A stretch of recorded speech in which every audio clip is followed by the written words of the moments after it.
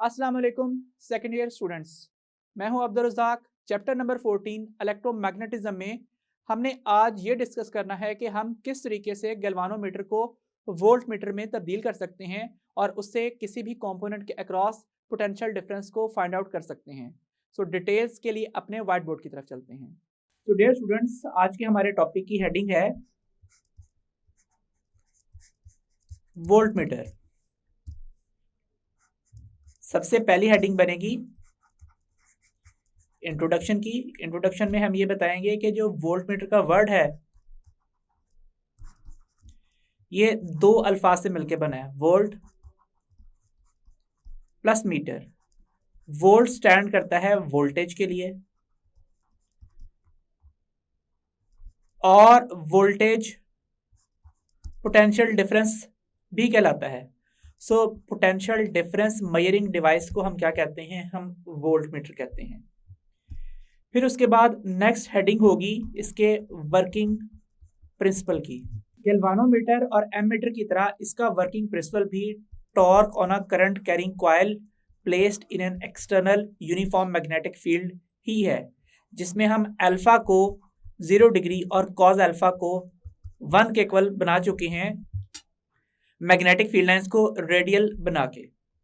और इसके अलावा जो नेक्स्ट हेडिंग हम बना सकते हैं वो है कनेक्शन, कि ये कनेक्ट किस तरह से होता है। हम ये बताएंगे कि जो वोल्ट मीटर है ये हमेशा किसी भी डिवाइस के साथ कैसे कनेक्ट होता है? पैरेलल में कनेक्ट होता है। पैरेलल कनेक्शन में जो पोटेंशियल डिफरेंसेस हैं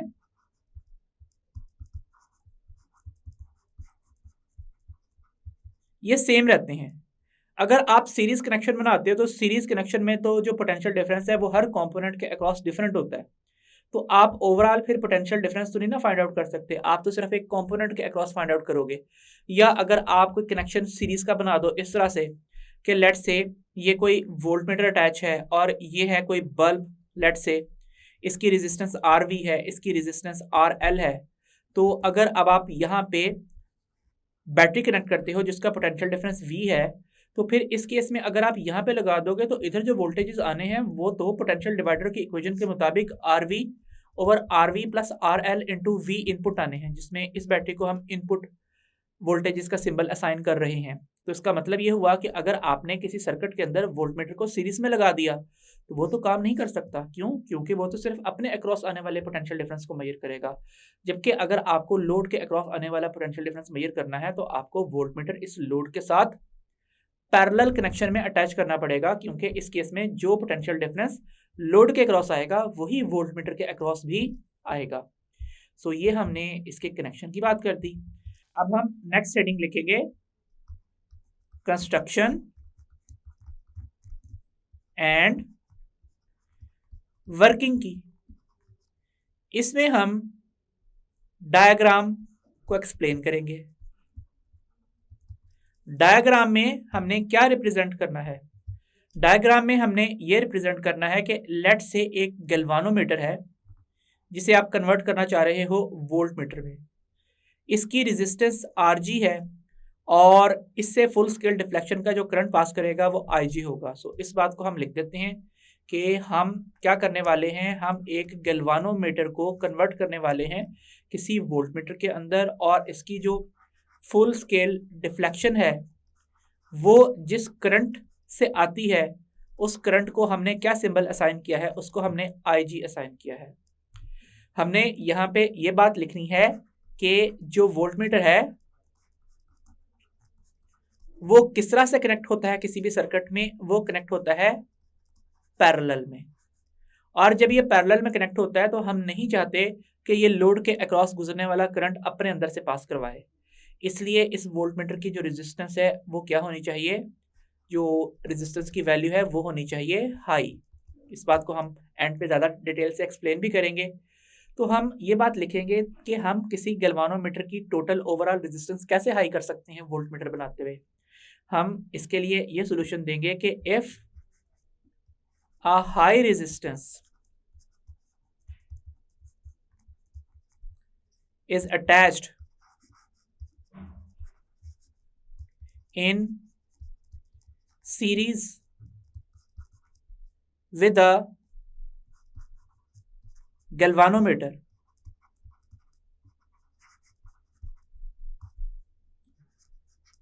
equivalent resistance will become very high। तो हम यहाँ पे इस गैल्वानोमीटर के साथ सीरीज में एक कनेक्शन शो कर देते हैं एक हाई रेजिस्टेंस का, यह है RH। और कनेक्टिंग टर्मिनल्स को मैं ब्लैक कलर्ड वायर से इस तरह से रिप्रेजेंट कर रहा हूं।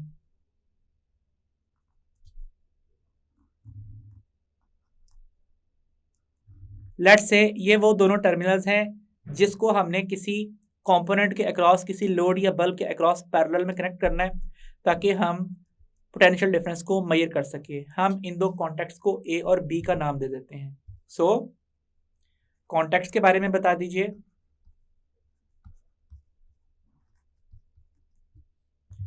फर्दर आप ये बात भी बताइए कि ये जो सर्किट करंट ड्रॉ कर रहा है जो बहुत स्मॉल है, और जो करंट हाई रेजिस्टेंस से पास कर रहा है और जो करंट गैल्वानोमीटर से पास कर रहा है, सीरीज कनेक्शन होने की वजह से these all currents are equal।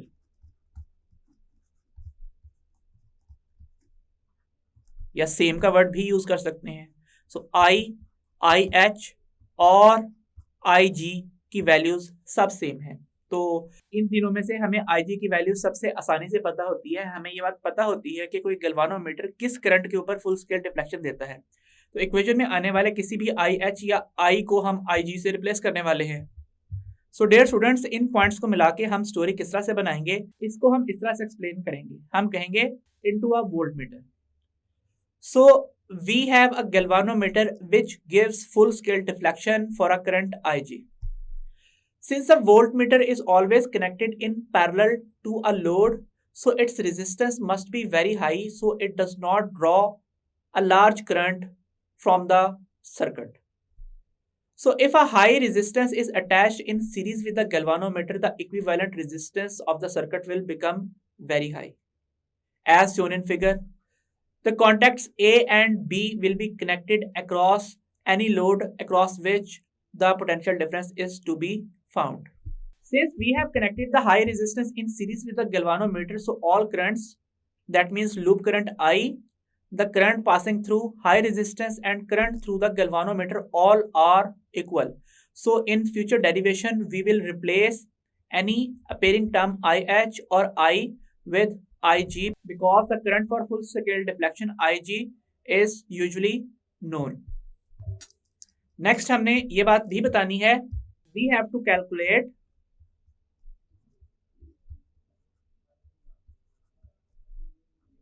the required value of high resistance that must be attached in series with galvanometer's resistance RG। सो दोबारा से यहां पे हम डायग्राम कंसीडर कर लेते हैं। अब लेट्स से ये कहिए कि यहाँ पे कोई सर्किट है जिसमें इस जगह के ऊपर कोई लोड रेजिस्टेंस है, लेट्स से कोई बल्ब है, और ये जो पूरा सर्किट है हाई रेजिस्टेंस का और गैल्वानोमीटर का कॉम्बिनेशन, ये इस बल्ब के अक्रॉस पैरेलल में कनेक्टेड है ताकि यहाँ पे अपेयर होने वाले वोल्टेजेस को मेजर किया जा सके, पोटेंशियल डिफरेंस मेजर हो सके। सो मैं कहता हूँ कि लेट्स से यहाँ पे ये जो दोनों टर्मिनल्स हैं ए और बी, इनके दरमियान में ये जो ऑरेंज कलर की डॉटेड लाइन है, इसके across potential difference V appear हो रहा है। अच्छा, अब वो जो V है वो एनर्जी प्रोवाइडिंग सोर्स है। लेट्स से ये हाई पोटेंशियल टर्मिनल है और ये लो पोटेंशियल टर्मिनल है, और जाहिर बात है फिर RH के अक्रॉस ये हाई पोटेंशियल हो जाएगा, ये लो हो जाएगा। गैल्वानोमीटर के अक्रॉस ये टर्मिनल हाई पोटेंशियल और ये लो हो जाएगा। वजह क्या है? क्योंकि ये पूरा सर्किट आगे किसी बैटरी से अटैच्ड होगा इस तरह से, इसमें ये पॉजिटिव है और ये नेगेटिव है। सो इस जगह के ऊपर हमारी कंसिडरेशन सिर्फ इतना पार्ट है जिसको हम यहाँ पे इस बॉक्स के अंदर एनक्लोज कर रहे हैं।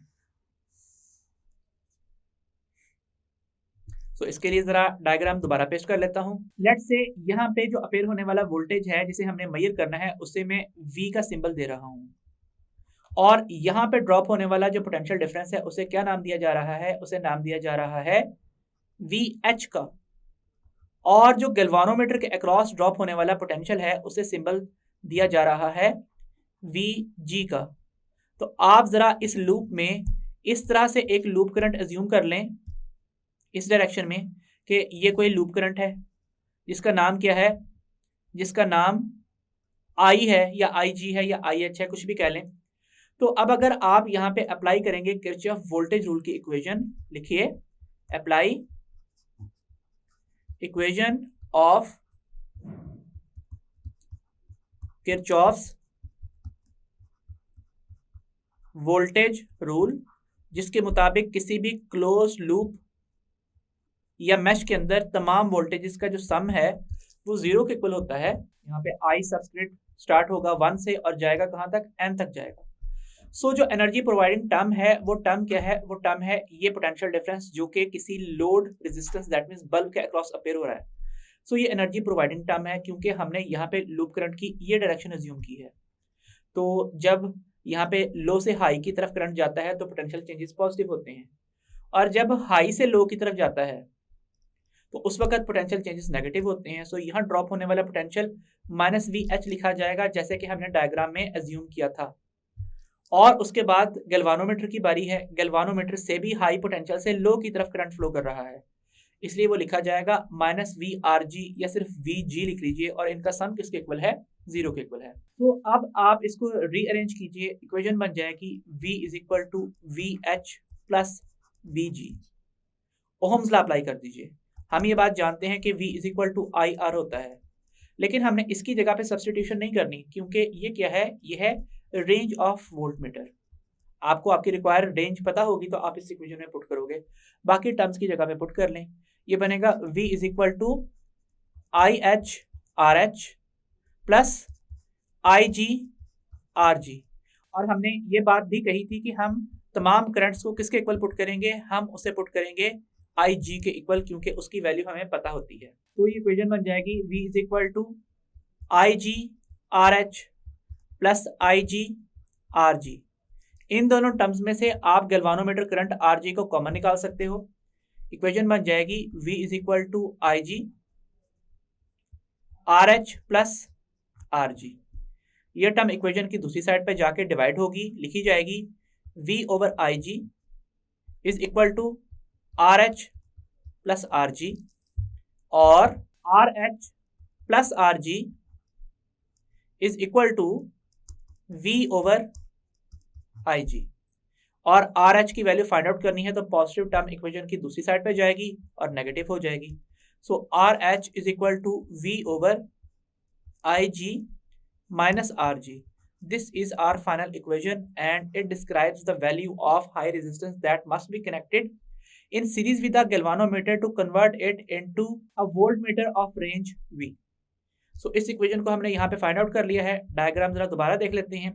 लेट्स से मैं कहता हूँ कि एक गैल्वानोमीटर ऐसा है जिसकी रेजिस्टेंस की वैल्यू 100 ओम है, और वो फुल स्केल डिफ्लेक्शन किस करंट पे देता है? 1 मिली एम्पियर के ऊपर। सो 1 मिली एम्पियर 1 × 10⁻³ एम्पियर के इक्वल होता है, और फर्दर इसे हम 0.001 एम्पियर्स लिख सकते हैं। और आपको चाहिए कि आप उसे किसी तरीके से एक वोल्टमीटर में कन्वर्ट कर लो जिसके फुल स्केल डिफ्लेक्शन के ऊपर रीडिंग 15 वोल्ट्स हो। सो ये उसकी रेंज है।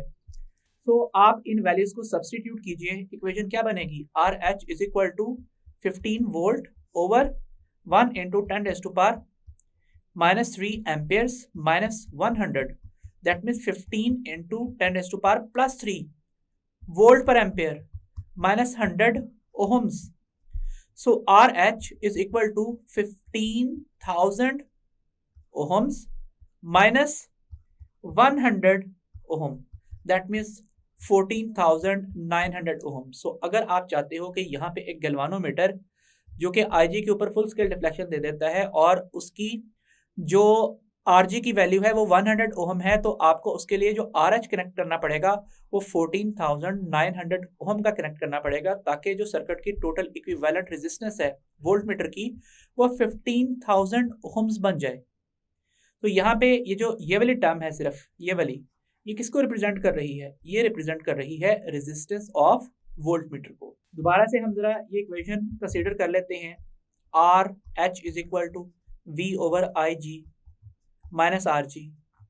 हम ये देख सकते हैं कि जिस कदर ज्यादा हमने रेंज बनानी है उस कदर ज्यादा ही हमने हाई रेजिस्टेंस कनेक्ट करनी है, और जिस कदर हमने रेंज स्मॉल करनी है उस कदर ही हमने हाई रेजिस्टेंस की वैल्यू भी स्मॉल रखनी है। सो जब यहाँ पे ओवरऑल आरबी की वैल्यू स्मॉल होगी तो सर्किट का ज्यादा करंट यहाँ पे आएगा, और उससे बहुत कम करंट पे ही फुल स्केल डिफ्लेक्शन आ जाएगा, तो उससे क्या होगा, रेंज कम हो जाएगी। और अगर यहाँ पे आप इस R H plus R G that means R V की वैल्यू को हाई रखते हो तो यहाँ से आने वाला करंट बहुत स्मॉल होगा, और जब करंट स्मॉल होगा तो उसे हमने लार्ज एनफ बनाना पड़ेगा फुल स्केल डिफ्लेक्शन के लिए। सो इस केस में जो रेंज है वो ज़्यादा इंक्रीज हो जाएगी। सो डियर स्टूडेंट्स, अगर यहाँ पे हम इस तरीके से एक गैल्वानोमीटर का डायल शो करें तो हमने क्या किया है, हमने यहाँ पे आर एच की वैल्यू को सेट किया है 14,900 ओहम, आर जी की वैल्यू है 100 ओहम, और जो वोल्ट मीटर की टोटल रेजिस्टेंस है वो कितनी है, वो है 15,000 ओहम्स। सो इस कन्वर्जन के बाद अब हम क्या करेंगे, ये जो गैल्वानोमीटर का डायल है इसके ऊपर कुछ वैल्यूज रिमूव करेंगे। ये जो 30 डिग्री है इसकी जगह पे लिख देंगे 15 वोल्ट, जो 20 डिग्री है उसकी जगह पे लिख देंगे 10 वोल्ट, यहाँ पे क्या लिख देंगे 5 वोल्ट, और दरमियान में इस तरीके से फर्दर 5-5 डिविजन कर देंगे। और एक डिवीजन किसको रिप्रेजेंट करेगी, एक डिवीजन रिप्रेजेंट करेगी 1 वोल्ट को। ऐसे ही थोड़ा सा नेगेटिव स्केल भी ड्रॉ कर दिया जाता है इस तरह से, यहाँ पे लिख दिया जाता है -5 वोल्ट। अब ये स्केल फिर नहीं बनाया जाता जब बने बनाए वोल्ट मीटर आपको मार्केट से मिलते हैं। किसी भी वोल्ट मीटर के दो टर्मिनल्स होते हैं, एक होता है रेड और एक होता है ब्लैक। अगर आपने जो रेड टर्मिनल है वो इस तरह से कनेक्ट किया है कि वो बैटरी के पॉजिटिव से कनेक्टेड है, वो कैसे, लेट्स से ये बल्ब है और जो कनेक्शन बनाया गया है वो कुछ इस किस्म का बनाया गया है कि यहाँ पे बैटरी का पॉजिटिव है और यहाँ पे बैटरी का नेगेटिव है। अब जो ये टर्मिनल ए है, ये टर्मिनल ए रेड कलर से रिप्रेजेंट किया गया है, इसकी नॉब रेड है और इसकी जो नॉब है वो ब्लैक है। तो आपने क्या किया है, बैटरी के पॉजिटिव को रेड से कनेक्ट किया है और बैटरी के नेगेटिव को ब्लैक से कनेक्ट किया है। तो जब ये पॉजिटिव है और ये नेगेटिव है तो जो डिफ्लेक्शन आनी है वो किस तरफ आनी है, वो पॉजिटिव स्केल के ऊपर आनी है। लेकिन अगर आपने रेड को नेगेटिव और ब्लैक को पॉजिटिव से कनेक्ट कर दिया है तो जो डिफ्लेक्शन है वो फिर ऑपोजिट स्केल पे आएगी, और ऑपोजिट स्केल इस कदर ज्यादा रेंज का नहीं बनाया जाता। इसलिए आपने जो यूजुअल प्रैक्टिस है उसमें बैटरी के पॉजिटिव को वोल्ट मीटर के रेड से और बैटरी के नेगेटिव को वोल्ट मीटर के ब्लैक टर्मिनल से ही कनेक्ट करना होता है। फर्दर मोर, जैसा कि मैंने आपको बताया कि अगर आपने रेंज बढ़ानी है वोल्ट मीटर की तो हाई रेजिस्टेंस बढ़ानी पड़ेगी, और उससे सेंसिटिविटी क्या हो जाएगी, सेंसिटिविटी कम हो जाएगी। ठीक है, और अगर आपने कुछ ऐसा करना है कि आपने रेंज कम करनी है तो आपको हाई रेजिस्टेंस भी कम करनी पड़ेगी, उससे सेंसिटिविटी बढ़ जाएगी, क्योंकि जब रेंज कम होती है तो सेंसिटिविटी बढ़ती है, या अगर रेंज बढ़ती है तो सेंसिटिविटी कम होती है। तो ये था हमारा आज का टॉपिक। अब हम इससे रिलेटेड कुछ एमसीक्यूज प्रैक्टिस कर लेते हैं। पहला एमसीक्यू है, an ideal voltmeter should have. तो भाई हमने यहाँ पे क्या बताया, हमने बताया कि लेट से कोई भी लोड है जैसे कि बल्ब,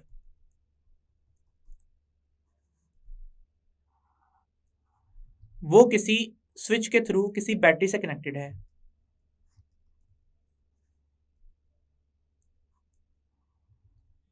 तो जो वोल्टमीटर है वो किस तरह से कनेक्ट होता है, वो इस बल्ब के अक्रॉस पैरेलल में कनेक्ट होता है अगर आपने बल्ब के अक्रॉस आने वाले पोटेंशियल डिफरेंसेस को मेजर करना है। तो लेट से यहाँ पे हम सपोज करते हैं कि जो करंट आई है वो बैटरी प्रोवाइड कर रही है और यही करंट इस बल्ब से पास हो रहा है, और हमने क्या किया है, हमने वोल्टमीटर कनेक्ट कर दिया है। अब आप बताइए क्या होना चाहिए, क्या वोल्टमीटर को बल्ब से गुजरने वाला करंट अपने अंदर से गुजारना चाहिए? अगर ऐसा होगा तो बल्ब की ब्राइटनेस तो कम हो जाएगी। तो हमें कुछ ऐसा करना है कि जो बल्ब से गुजरने वाला करंट है वो बल्ब से ही गुजरे, वो वोल्टमीटर की तरफ ना आए। तो इसलिए हमें यहाँ पे जो वोल्टमीटर की रेजिस्टेंस है वो इस कदर हाई रखनी चाहिए कि वो इन्फिनिटी हो, ताकि जितना करंट बैटरी प्रोवाइड कर रही है वो सारा का सारा बल्ब से पास करे और जरा सा भी वोल्ट मीटर से पास ना करे।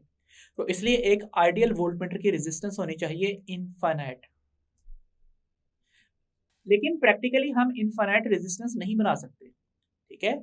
इसलिए हम क्या करते हैं, हम यहाँ पे एक्चुअल वोल्टमीटर्स के अंदर रेजिस्टेंस को as much high as possible बनाने की कोशिश करते हैं।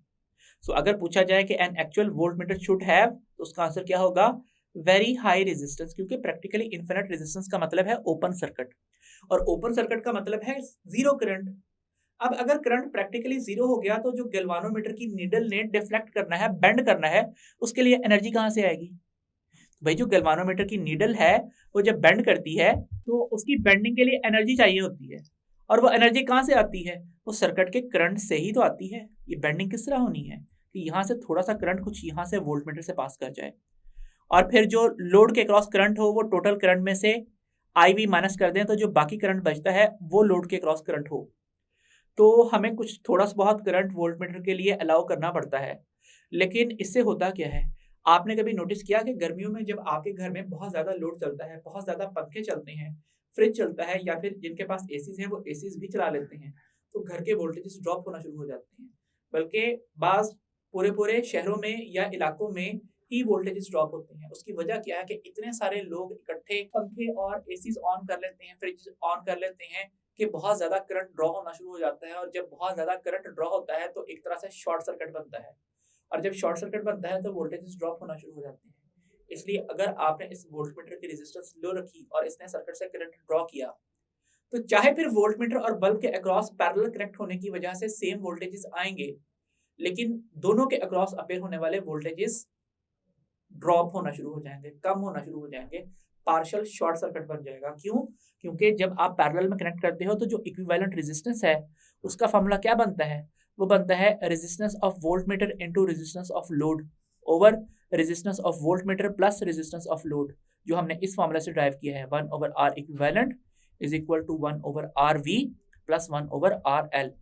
तो यहाँ पे हम देख सकते हैं कि जितना आप यहाँ पे वोल्टमीटर की रेजिस्टेंस को कम करोगे, इक्विवेलेंट रेजिस्टेंस उतनी ही ज़्यादा कम होती चली जाएगी। तो इसलिए आपने यहाँ पे वोल्टमीटर की resistance as much high as possible रखनी है, ताकि इक्विवेलेंट रेजिस्टेंस भी as much high as possible रहे, ताकि बहुत ज़्यादा करंट ड्रॉ होके शॉर्ट सर्किट ना बने और सर्किट के वोल्टेजेस ड्रॉप ना हो। नेक्स्ट एमसीक्यू की तरफ चलते हैं, रेंज ऑफ वोल्टमीटर। अब रेंज ऑफ वोल्टमीटर का फॉर्मूला क्या है? उसमें RH is equal to V/IG minus RG लिखा जाता है। ये टर्म है रेंज। अगर इसके लिए फॉर्मूला बनाना चाहते हैं तो आप इस टर्म को इक्वेशन की दूसरी साइड पे ले जाएं। ये बनेगी RH plus RG is equal to V/IG। Further IG multiply होगा और क्या बनेगा, IG into RH plus RG is equal to V, या फिर V is equal to IG RH plus IG RG। अब आपने क्या करना है, रेंज ऑफ वोल्टमीटर इंक्रीज करनी है। ये टर्म्स आप तब्दील नहीं कर सकते, ये गैल्वानोमीटर बनते हुए डिसाइड हो चुकी होती है। सो अब आपने क्या करना है, अब आपने यहाँ पे जो हाई रेजिस्टेंस की वैल्यू है वो इंक्रीज कर देनी है। सो क्या ऑप्शन हुई, range of voltmeter increases with increment in high resistance, decreases with increment in high resistance wrong option है, अनचेंज वाली दोनों ऑप्शंस रॉन्ग है। सो range of voltmeter increases with increment in high resistance. फिर नेक्स्ट क्वेश्चन है sensitivity of a voltmeter. तो हम ये बात जानते हैं कि किसी भी डिवाइस की जब रेंज बढ़ती है तो सेंसिटिविटी क्या करती है, वो डिक्रीज कर जाती है। तो जब हाई रेजिस्टेंस की वैल्यू ज़्यादा होगी, वोल्टमीटर की रेंज ज़्यादा होगी, तो सेंसिटिविटी की वैल्यू क्या हो जाएगी, कम हो जाएगी। सो इसके लिए करेक्ट ऑप्शन क्या है, that is B, decrease with increment in shunt resistance, actually decreases with increment in shunt resistance. So ये हमारी ऑप्शन बी है जो कि करेक्ट है। नेक्स्ट क्वेश्चन की तरफ चलते हैं। Resistance of a galvanometer is 100 ohm and it gives full scale deflection with a current of 5 milliampere. So हमने यहाँ पे IG की वैल्यू लिख देनी है कि ये है 5 milliampere और 5 into 10 raised to power minus 3 amperes. A high resistance of 5000 ohms is connected in series with a galvanometer to convert it into a voltmeter. What must be its range? So again equation है RH is equal to V over IG minus RG। आप चाहे तो values put कर लें और फिर algebraic expression की तरह सॉल्व कर लें, या फिर आप फार्मूला पहले बना लें। क्या बनेगा ये R H plus R G is equal to V over I G, या फिर I G into R H plus R G is equal to V. यहाँ वैल्यू सब्सटीट्यूट कर लें। वैल्यूज पुट करने के बाद इक्वेशन बनेगी v is equal to I G that is 5 into 10⁻³ amperes. R H की वैल्यू है 5000 ओहम्स और आर जी कितनी है, ये है 100 ओहम्स। तो इक्वेशन बन जाएगी v is equal to 5 into 10⁻³ amperes into 5100 ohms. So आप 5 को मल्टीप्लाई कीजिए, इक्वेशन बनेगी 0 0 5 और 25 इंटू 10⁻³ एम्पेयर्स इंटू ओहम। हम ये बात जानते हैं कि एम्पेयर इंटू ओहम को हम वोल्ट लिखते हैं और डेसिमल को 3 प्लेसेस लेफ्ट पे मूव करते हैं। आंसर होगा 25.5 volts. So nearest option is option A, that is our right option, that is 25 volts. So ये थे हमारे आज के टॉपिक से रिलेटेड चंद एमसीक्यूज। डियर स्टूडेंट्स, आज हमने गैल्वानोमीटर को वोल्ट मीटर में कन्वर्ट करना सीखा और इसकी रेंज और सेंसिटिविटी के बारे में डिस्कशन की। आई होप आपको समझ में आया होगा। Until the next lecture, Allah Hafiz.